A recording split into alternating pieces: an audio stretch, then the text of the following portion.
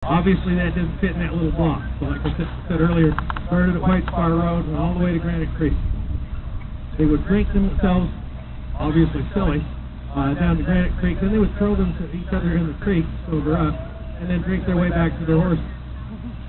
Unfortunately, they didn't have a drunk driving on those days, so they got their horses right back to the ranch, falling off their horses all the way because they were totally drunk. But that was the tradition here for years. Yeah. It was a very colorful place. We consider Prescott to be a little different than Tombstone. Tombstone bills itself as a town too tough to die. We bill ourselves as a town with too much class to die. So we've been around. We're going to be around for a long time. We were the first territorial capital.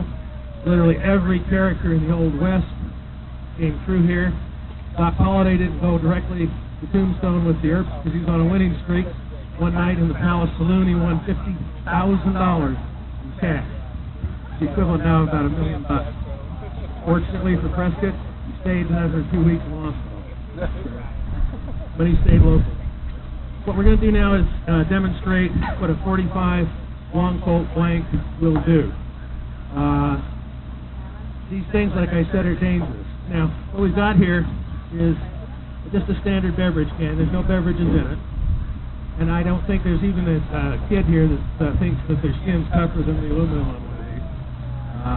And those of us who maybe have imbibed too much last night, trying to twist one in half, a little harder to do than you expect. But they're very tough. What we're going to do now is, at close range, is fire a blank at that can.